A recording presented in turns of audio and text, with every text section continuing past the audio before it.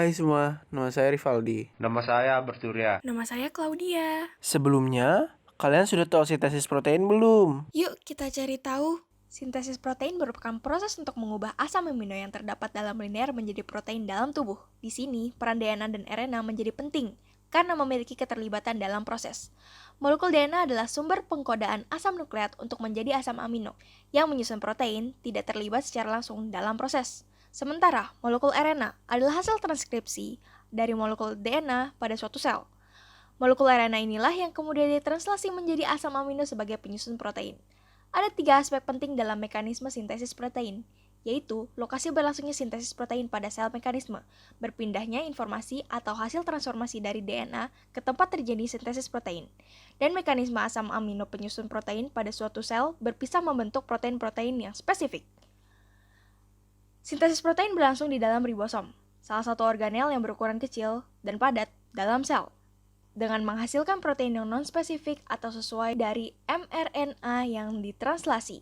Ribosom sendiri memiliki diameter sekitar 20 nanometer serta terdiri atas 65% RNA ribosom dan 35% protein ribosom. Proses terjadinya sintesis protein.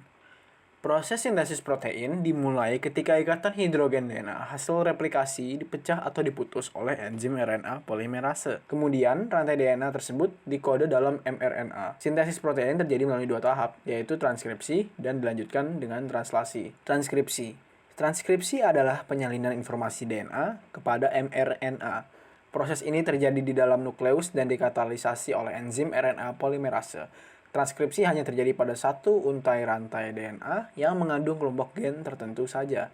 Tahap ini berlangsung di dalam nukleus dengan diawali proses pembukaan rantai ganda yang dimiliki oleh DNA dengan bantuan enzim RNA polimerase. Pada tahap ini ada rantai tunggal yang bertugas sebagai rantai sense, sedangkan rantai lain yang berasal dari pasangan DNA dinamakan rantai antisense. Dalam tahap transkripsi dibagi menjadi 3 lagi, yaitu tahap inisiasi, tahap elongasi, dan tahap terminasi. Untuk tahap inisiasi, suatu DNA memiliki banyak nukleotida yang terdiri dari gula deoksiribosa, fosfat, dan basa nitrogen. Basa nitrogen di DNA terdiri dari purin dan pirimidin. Purin meliputi adenin atau A dan guanin atau G. Pirimidin meliputi sitosin atau C dan timin atau T. Basa nitrogen ini saling berpasangan. Pasangan pertama merupakan A dengan T dan yang kedua adalah G dengan C. Pada suatu DNA terdapat kelompok gen tertentu. Misal kita akan ambil sesuai pada gambar berikut. Pada tahap ini untaian ganda DNA terbuka diakibatkan karena adanya RNA polimerase. Salah satu dari untaian tersebut berperan menjadi template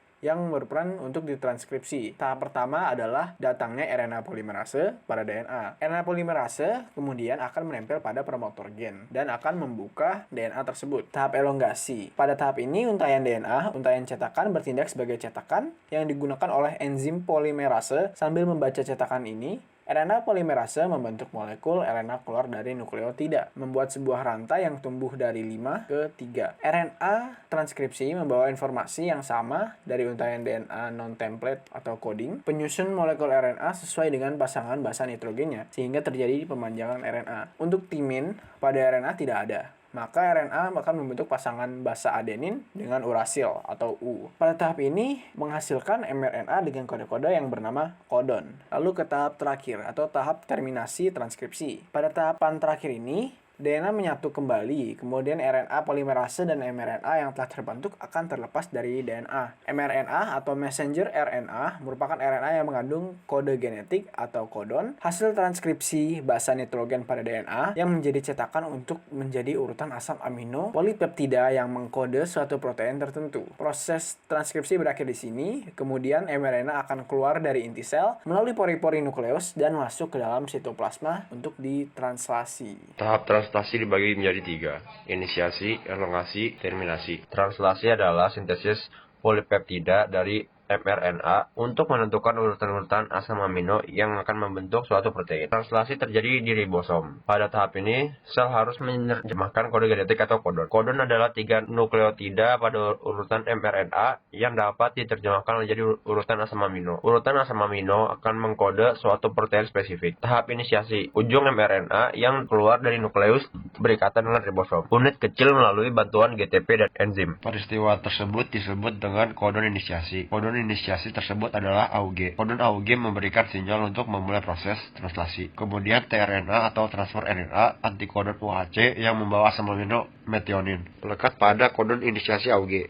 tRNA antikodon AUG merupakan komplementer dari kodon AUG. tRNA sendiri berfungsi untuk mengantarkan informasi genetik mRNA dari sitoplasma menuju ribosom untuk disusun menjadi protein. Yang kedua ini adalah tahap elongasi. Setelah yang tadi dijelaskan, kemudian kodon yang dibawa oleh mRNA akan diterjemahkan satu persatu menjadi asam amino. Asam amino berikutnya akan ditambahkan satu persatu dari asam amino pertama atau metionin. Asam amino pertama, metionin, segera lepas dari ribosom. tRNA kembali ke sitoplasma untuk mengulangi fungsinya. tRNA berikutnya datang untuk berpasangan dengan kodon mRNA berikutnya. Setelah itu masing-masing asam amino akan digabungkan oleh tRNA. Gabungan asam amino tersebut membentuk rantai polipeptida yang dikatalisasi oleh RNA. rRNA atau ribosomal RNA terdapat pada ribosom subunit besar yang berfungsi sebagai enzim membentuk ikatan peptida yang menyambungkan polipeptida antar asam amino. Lalu kodon berikutnya sampai ke release factor. Yang terakhir ini tahap terminasi. Saat faktor release masuk ke dalam daerah A, maka polipeptida akan terlepas.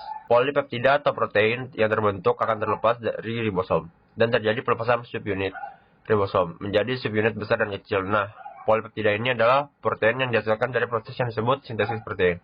Sekarang kalian udah tahu kan sintesis protein itu apa? Jangan lupa belajar terus ya. Cari tahu terus di guru biologimu. Sekian dari kami, sampai jumpa.